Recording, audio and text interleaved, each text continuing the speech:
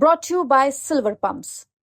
Top quality और consistent performance के लिए सिर्फ सिल्वर पंप्स, नाम याद रखना। नमस्कार, बिहार तक देख रहे हैं आप और आपके साथ मैं हूं आशीष अभिनव।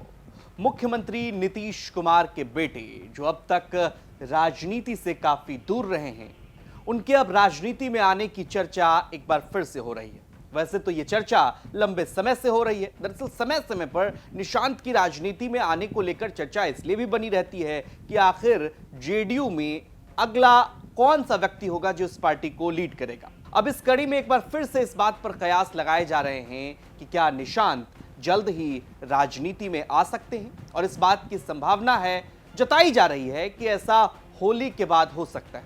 खबरों के मुताबिक 48 वर्षीय निशांत के राजनीति में आने की संभावना होली के बाद जताई जा रही है। ऐसे में इस बात को लेकर के भी सवाल खड़े हो रहे हैं कि अगर निशांत राजनीति में आते हैं, और ये चूंकि लंबे समय से इस बात की चर्चा है कि निशांत राजनीति में आएंगे, तो क्या वो इस साल के अंत में होने वाले विधानसभा चुनाव लड़ेंगे? ये एक बड़ा सवाल है कि नीतीश कुमार के बेटे अगर राजनीति में आएंगे तो जनता दल यूनाइटेड में उनकी क्या भूमिका होगी, सक्रिय राजनीति में वो क्या करेंगे।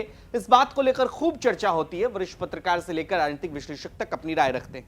निशांत लगातार इस बात को इनकार करते रहे हैं कि वह राजनीति में आएंगे, और पिछले दिनों भी जब अपने पैतृक घर बख्तियारपुर गए हुए थे तो एक कार्यक्रम में शामिल होने के दौरान जब उनसे पत्रकारों ने यह सवाल पूछा कि राजनीति में आप आएंगे, तो निशांत ने साफ तौर पर इनकार कर दिया। लेकिन आप समझिए इस बात को कि प्रेजेंस उनका मीडिया में हो रहा।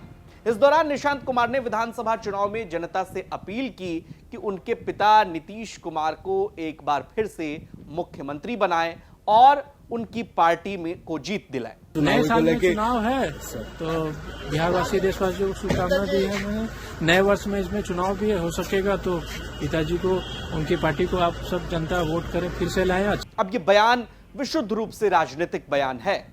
उनके बेटे ये कह रहे हैं कि उनके पिता को एक बार फिर से, यानी नीतीश कुमार को एक बार फिर से मौका दिया जाए, एक बार फिर से बिहार की सेवा के लिए नीतीश कुमार तैयार है। ये बात निशांत कह रहे हैं।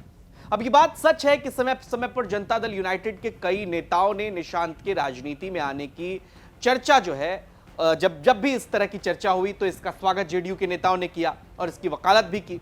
गौरतलब है कि मुख्यमंत्री नीतीश कुमार ने हमेशा राजनीति में परिवारवाद का विरोध किया है, खासकर आरजेडी सुप्रीमो लालू प्रसाद यादव पर और उनके परिवार पर। जब भी आपने मंच से देखा होगा नीतीश कुमार किस तरह से परिवारवाद पर हमला बोलते हैं, आरोप लगाते हैं, और चाहे वो तेजस्वी यादव हो, लालू प्रसाद यादव हो, नीतीश कुमार मंच से परिवारवाद पर हमला करने का एक भी मौका नहीं चूकते।